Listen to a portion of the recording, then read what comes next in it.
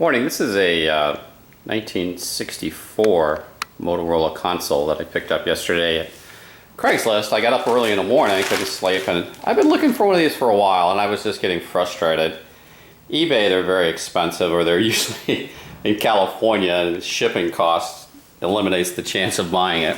This is a model SKR155W, and everything I read on the web says it was made in '64 in Chicago, Illinois. I think this is actually a VM record changer made for Motorola. At least that's what I could determine so far. But anyway, I posted this ad, I posted it at 7 in the morning. And a Motorola 1960s stereo console. Bam, 2 hours later, a woman called me up and said, hey, I think I got what you're looking for. And I drove, we chatted, and it was her grandparents, and she was closing up the house. And she just said, I just want it out of my house. But then she asked me, what are they worth? And, are they collectible? And, they are to some people, depending on condition. And I just had she texted me some photos. It really wasn't the exact model I wanted, but I really wanted a really good cabinet. I just wanted something that looked like, almost out of the showroom. And it just looked okay, good enough, and we settled on a price of $150, which to some people maybe is too expensive, but I've been looking for a while, almost a year, for a decent stereo console, and recently I've been kind of settled on getting a Motorola. So to me it was a good price. It was an 85-mile trip, so toss in $20 for gasoline, and it was well worth it. The couple is very nice, very friendly, and I think a good deal on Craigslist. I was just kind of chuckling how I posted an ad and bammo, I got what I wanted. After months of searching, driving everywhere and getting beat out and stuff like that. I put this baking soda boxes in here to try to get the smell out of it. That's the big negative. The only negative I feel is this thing had been sitting in a house, and probably the grandparents passed away a year ago. They buttoned the house up, and now they're just getting rid of everything. But they didn't run the AC. So in Florida, unfortunately, people do that. They leave the house empty, and then come along later, if you don't run that AC and get that humidity out of there, you get this kind of a funky smell. And it's the same thing up north too. A lot of older people button up all the windows and just don't open it up. So now I got this atrocious smell. Not really atrocious, but it has that funky smell to it. And the only mistake I made with this purchase, I violated the first rule of Craigslist. Don't put anything in your house until you check for funk or smell or bugs. And I got home, and I was in such a hurry, I had a spot picked out for this thing, that I just ran in and put it in my house. And my wife, she was kind of skeptical of this. She doesn't share my passion for mid-century modern. And she didn't say anything. And after a while, she looked at it and said, it's kind of cool. It looks kind of good. And it worked pretty well, really. And then we started to notice the smell, and it became more prominent. And that became a problem, and I had to drag it back outside, put it in the garage, and now I got to figure out, how am I going to get rid of that smell? So I wiped it down with this stuff that I use on my other wood products, and that cleaned it up a little bit. Really, the cases, or the cabinet's in very good shape for its age.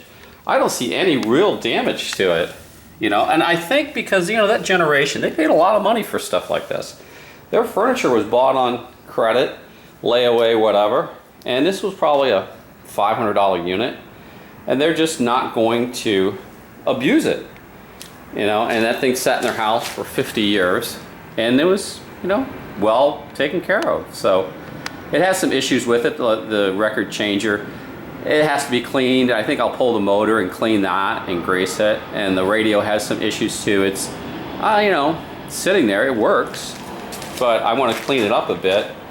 And I tested it at the homeowner's house, and it worked fine. It's just a little scratchy, and the knobs need to be cleaned up.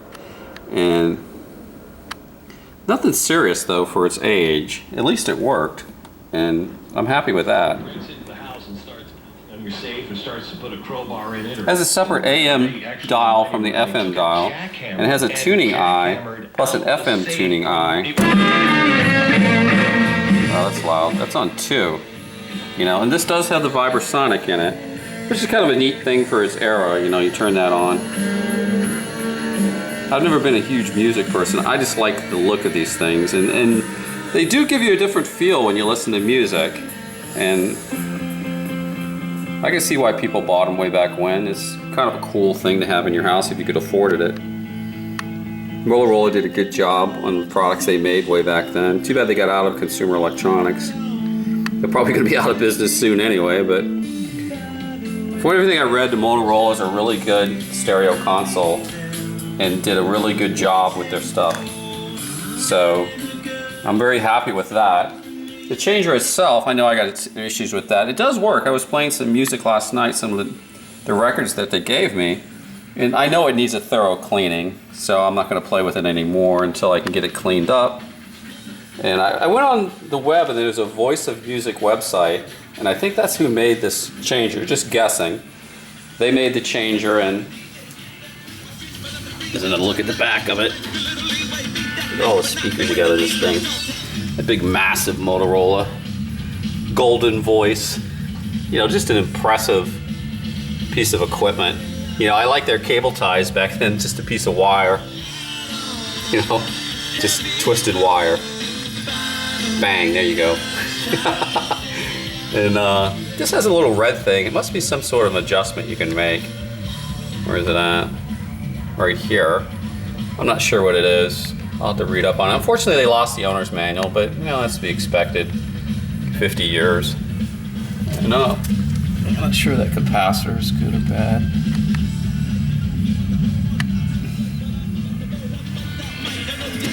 There's some service tips here.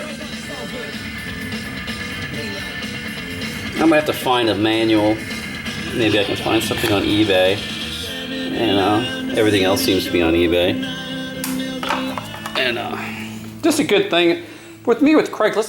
I really can't complain about Craigslist. A lot of people don't like it, but as far as I'm concerned, when it comes to electronics, stuff like this is the only place you can find it. You know, people just have it sitting in their house. And like I said, I've been looking for a long time, and I noticed with these things, people overstate their value and they overstate their condition. So I drove to Pensacola twice and it was a bust both times. One for a Zenith, and the second one was for a Silvertone. And I even said I don't want something with veneers, and because once it's scratched, there's not much you can do with it. And the Zenith was just too beat up. I probably should have bought it, but I just said, well, I might as well save my money for something good. And then the Silvertone was the same deal. So I'm more leery of that now. I went to Jacksonville 2 weeks ago, and the guy actually had a really nice RCA, but it was just one of those really mammoth ones. And I knew I never could get that in the house. And he did have some damage, even though he said he did it. And I just, you know, walked away from that one too. But, so I'm glad I waited. You know, this has turned out to be a good purchase for me.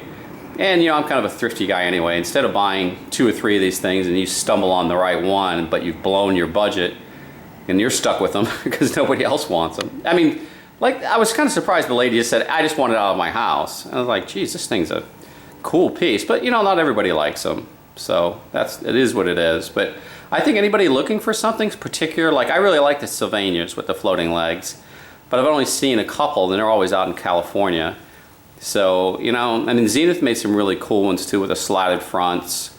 I've posted on Craigslist for about a month now trying to get one with photos posted. I've only seen one in North Carolina, and I just couldn't get off to go up and get it. And I really kind of wish I would have pursued that more.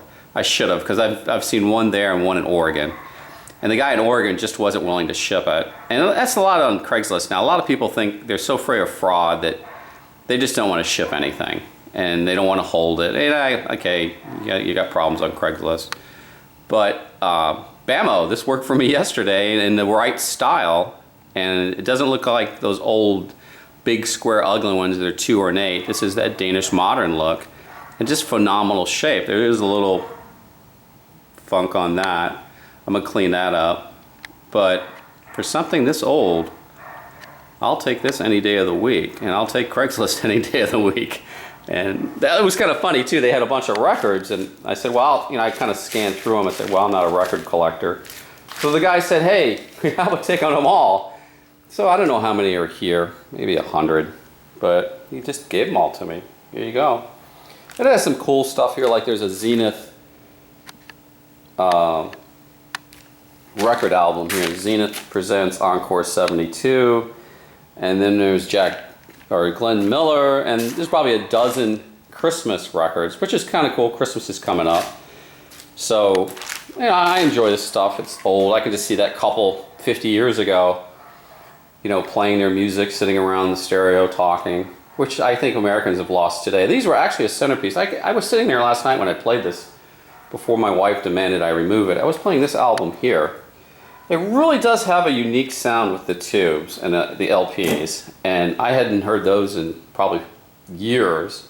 So, you know, I'm glad I got the records. I'm glad they gave it to me. The guy said he had 1,500 more in Chicago.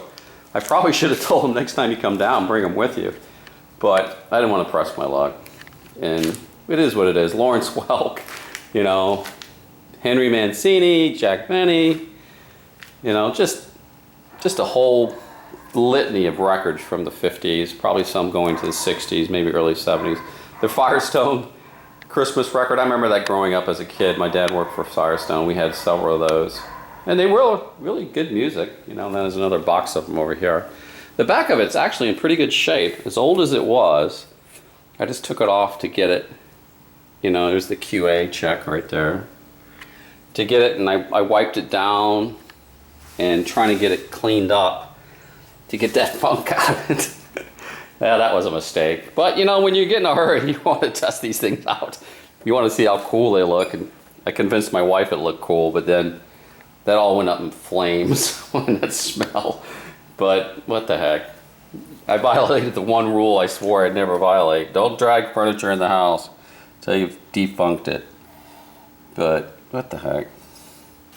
Now I've noticed a lot of these, especially this model. Like there's one in Miami. People took the electronics out and sold it, and they just try to sell the console. And I was tempted to buy that one. It was like $180. The guy didn't want to come down. So it would have been another $50 in gas. That was a couple of weeks ago. And I'm like, yeah, I'll wait. You know, why not get one with the electronics? I'm glad I waited. You know, if you're patient enough with Craigslist, and it got to be semi-selective too, you can eventually find what you want. I'm not going to make another video. A lot of stuff that I bought on Craigslist, I look back now, I said, geez, I really have gotten some bargains on there. I got these two Danish modern bookcases from a guy in Cocoa Beach, and it was just a fuzzy looking photo, but I recognized the curve of the bookcase. He had taken it all apart, and I flew over there and got both those. So when I get this cleaned up, I'm going to put it next to it and make a video. It just has that statement piece that, you know, these things are a work of art made by Drexel. So whoever designed this back then really, really was a good designer. The minimalist look with the Danish legs, and that really was a good period for design if you appreciate design at all or you like it. And you know, it's easy to clean under too, because you know, Florida, you really got to keep your house very clean. So I like that too. It's easy for me to move it around and clean it. And I was telling my kids this is going to be their inheritance. Of course, they didn't appreciate it. You know, my daughter especially, she's like, you know, they'd rather have the money. But if nothing else, you know, I'll probably put another $150 or $200 in it. I don't have a tube tester, unfortunately, but there's a shop here. I think they'll test the tubes and sell me replacements if I need them. And then my buddy who came over and looked at it last night, he didn't see any obvious flaws. He's a big electronics guy, and he said, hey, we'll replace.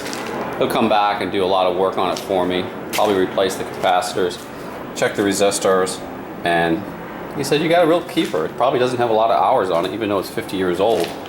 He's big into this stuff too, and he has a really nice RCA console that he basically tore all apart and put back together. And it's a beautiful, beautiful thing. I've never seen another one like that. I think in this time frame, they really did a lot of good work with design, and people had to pay so much for their electronics that if you didn't produce something that looked good, it sat there. I was looking on eBay last night and I found the advertisement for this model, and it was actually produced by a famous illustrator who just died. I'm going to order that. It's like $4. It's out of an old issue of Life magazine. I'm going to frame it, put it above it, and just make my wife more irritated. What the heck, you know? Just I have nothing else to do. This will give me a nice hobby too, taking this thing apart and cleaning it up. And I really would like to get the model I wanted in a little better shape. There's a guy in Chicago that puts out some of the best videos on old electronics. I forget his name, but he has one. He doesn't have this model. He has a different one. And that guy gets the neatest stuff from estate sales that I've never gotten lucky at estate sales. Never in my life. I mean, I've seen a couple consoles, but they're usually the grandma ones that nobody wants. And this guy, God, he gets phenomenal stuff. And he's an electronics guy, so he puts out great videos on how to fix stuff. And I was looking at his video this morning. Boy, that guy's good. He has, he has this mid-century video he put out on Christmas, his mid-century house, and that is the best video on YouTube when it comes to how your house should look for a mid-century look. And he really, really has it going on. So this is just a quick video. I'll post some other ones once I start to tear this apart.